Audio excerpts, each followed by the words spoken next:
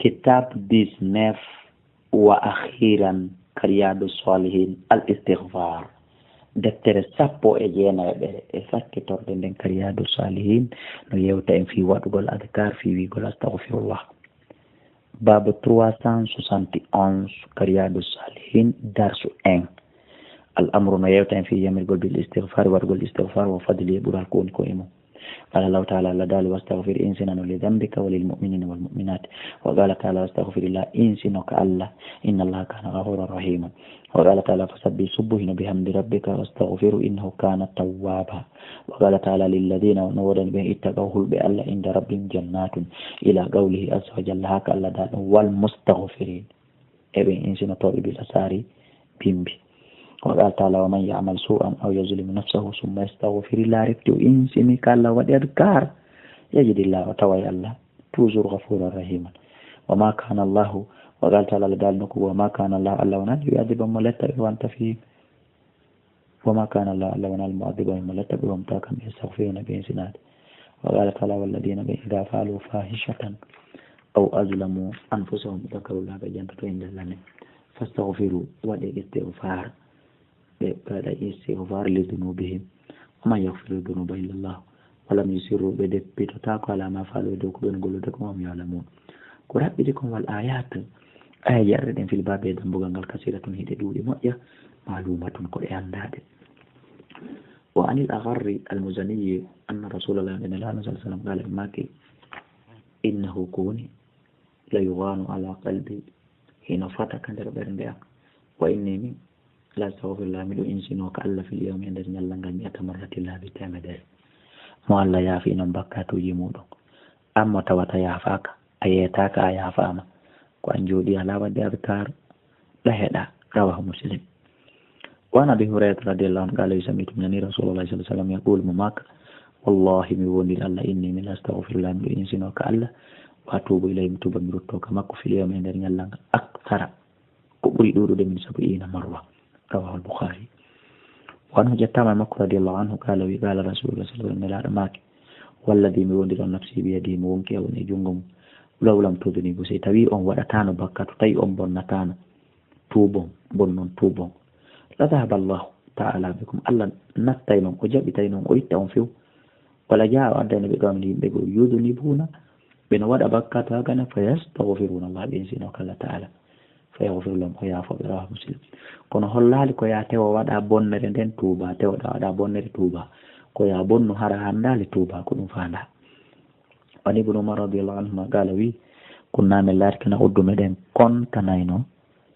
li rasulillahi sallallahu alaihi wasallam fil majlis e jonde wotere e alwahidi wotere 100 marratin ko doni laabi temedere meden kontana mo hiyaray ma karabbi ghfirli wa tub alayya innaka antat tawwabur rahim en andi dum do ko jiya dum e adkar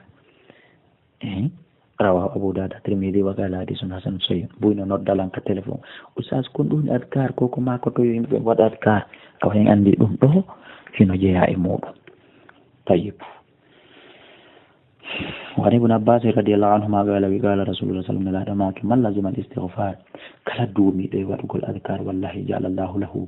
الله ودنا من كل ضيق كلا اتيلي ندي اوهي بمخرجا يلترزا ومن كل هم كلا سنو غوناتي الله ودنا فرجا يول دende yaajende ورزق ايبيو ارسكم من هيت لا يتسبون كو كوسيكرا رواه ابو داود وعن ابن مسعود رضي الله عنه قال رسول الله صلى الله عليه وسلم أنا قال كلا أستغفر الله الذي لا إله إلا هو الحي القيوم وأتوب إليه غفرت ذنوب بكات وجمع قرية فتري فوب وإن كان سيدلاتك فرّ لدو فرّ قم دي فئي من الزهر مردين غفو بحر ديان دي فوق يافت روى أبو داود الترمذي والحاكم وقال حديث صحيح على شرط البخاري ومسلم وعن سداد بن أوس رضي الله عنه أن النبي صلى الله عليه وسلم قال يسيد الاستغفار كوني كوهو جنتقل إن الله بابا مؤمن أن يقول الأبر كنت جياء نبيئته اللهم أنت ربي لا إله إلا أنت خلقتني وأنا عبدك وأنا على عهدك ووعدك ما استطعت أعوذ بك من شر ما صنعت أبوء لك من توب ربتك ما بنعمتك علي وأبوء بتوبة بذنبي فاغفر لي فإنه لا يغفر الذنوب إلا أنت من قالها كلا وولد من النهار إمرد نيالورما موقنا بها هري مفلتي كو وولكم فمات أماي من يوم إنغال نيالال مكون قبل أن قبل أن يمسي قادي أنيقود نلا ماكي نامي عبد الله كالاغوي فهو رأي أندم من أهل الجنة كو جادوي بالجنة ومن قالها كلا وولد كونغول من الليل إمرد جنة وهو موقن هري مفلتي بها أنغول كونغول فمات أماي قبل أن يصبح قادي ويتود فهو رأي أندم من أهل الجنة كو جادوي بالجنة رواه البخاري أبو توبة رتو أي بباء مضمومة سببا كدوني ودا دتورادو ثم واو يرفت واو وهمزة همزة مضمومة كدوني ودا دو تورال ومعناه قرر كمدو إرتو وأعترف مدو ريكونيسا وعن صوبان رضي الله عنه قال وكان رسول الله لا تكن الله صلى الله عليه وسلم إذا انصرف من صلاته سو وانجتك جلد ما كنت استغفر الله وينسينا توكل ثلاثة لابد وقال يا الله من تسلم منك السلام تباركت يا ذا الجلال والإكرام إلى لا أوزاعي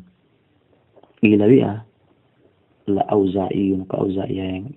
وهو من أحد رواته كقوت اللي في الليل مكو كيف الاستغفار كن استغفار والإرته قال إني يقول كي أنتقي أستغفر الله أستغفر الله رواه مسلم. ونعائشة جاءت من المعاشة رضي الله عنها قالت كان لا تكي رسول الله صلى الله عليه وسلم يكثر المدؤين أن يقول الرؤية قبل موته قادي فاتاده إن سبحان الله بحمده أستغفر الله وأتوب إليه متفق عليه. ونانس جاءت من أنس رضي الله عنه قال سمعت منني رسول الله صلى الله عليه وسلم يقول مماك قال الله تعالى وألا تعالى ابن آدم إنك أما دعوتني أترتاكلا ورجوتني تجرالا غفرت لك ميا فما على ما كان من كيدوك كلاتي أما ساودال ولا أبالي رمي هاجاك يا ابن آدم لو بلغت حيث هوتي ذنوبك بكاتو جمالي أنا نسمعك ويو أسمدو ثم استغفرتني يكتي إنسني ذاك أن غفرت لك ميا فما ولا أبالي تومي هاجاك إسها فامي يا ابن آدم إنك لو أتيتني ساريلا بقراب أرضي يرو بطن ليدي خطايا بكاتو ثم لقيتني رفتي أحوري أن لا تشرك بي تي أشركنا الله شان هاي هون لا تيتك من قدمي أدنت بقرابها بطر ليدي دي يرو يرو بطر ليدي دي مغفرة يعفو ير لاني تأثير كتون رواه الترمذي وقال حديث حسن بفلان دين أنا نسمع يبي أسمع بفتح العين سبق عينه وداكم بجل إلى بما هو الصحابة كدولة دين وقيل بما هو دون ما أن لك منها وكلا كتبي هنا ويب أما أسمع أندو ويونغ أي زهر كلا كفي نعم وقراب الأرض كبوري بعدون دير جيلين بدم القاف سبق قافا وداكم تورا ولو ينفي الله كذب كسيرا ودقل مو بجل قراب الأرض الدم تقول أي أشهر burilol waddammo ko waɗa gongol tural ashar ɓuri lorrude waɗo ma yuɗarigo min aha ko konko ɓatti leydi ndin tew bakkato a tawdaylan e ko ɓatti leydi ndin tew yafuye an ibnu umar radiallahu anhuma anna nabiya wa nabajan sallallahu alaihi wasallam qala ma ya ma'ashara nisa kono e dental sonnaɓe tasaddaqna kuni onon kadi itte sadaka he ko onon yo sonnaɓe onon kadi itte sadaka bandiraɓe an itte sadaka waktirna ɗuɗɗina min al-istighfar onon kadi waɗugo istighfar surtout onon sonnaɓe fa inni min nelaɗo nakuɗe nami abdoulahi kala jente yo bandiraɓe an ra'aytu kunna mi yo aksar ahli nar ko onon goye ɓuuri ɗuɗude yimɓe yite ɓen ko majorité ba nelaɗo vistu yite ngen kono ɓe maki qalat imratun sonnajo goo immi dari min hunna e maɓɓe imi nelaɗo malana aksala ahli nar kon ɗum waɗi ko minen ɓuuri ɗuɗude yimɓe yite ngen kon ɗum min bonni kala nelaɗo maki wallin kolli go o tuksiruna la'ana on ɗuɗɗinay huɗugol ɓiɓɓe mo o janay tun allah halkima allah huɗima allah wattitirima ni wa takfuruna al ashira hiɗon dullana wuridaɗo kala ko goɗɗo waɗani on hiɗon dulli kala ko goɗɗo waɗani on hande so o waɗali janggo on yejjitanaymo ayi min naɗisati aqlin ma ra'aytu mi yi'ali min naɗisati aqlin immode ɗuytiɓe hakkille wa dinin e dina akhlaba ko ɓuri ɗuɗude ladi lubbin min kunna wa jomiraɗo haqqille ha hewtitimo on ono qala to eni maɗo usanul aqli ko ɗum witagol haqqille amin wa dine dina qala nelaɗo maki shahadatu imra'atayn ayali ko sonnaɓe ɗiɗo woni ko seeditoto bi shahadati rajulin remplaçant seede goto alqur'ana ini seedine worɓe ɗiɗo min rijali komin modde worɓe si worɓe ɗiɗo ala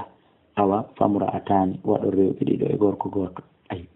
watam kotul ayyam on yaali o ñiiɓay balɗe la tusalli o juulata simo yiide ella lewru makko ko ɗum ɗoni ɗoytagol diina kan ko ɗum ɗan ɗoytagol hakkille ɗen rawahu muslim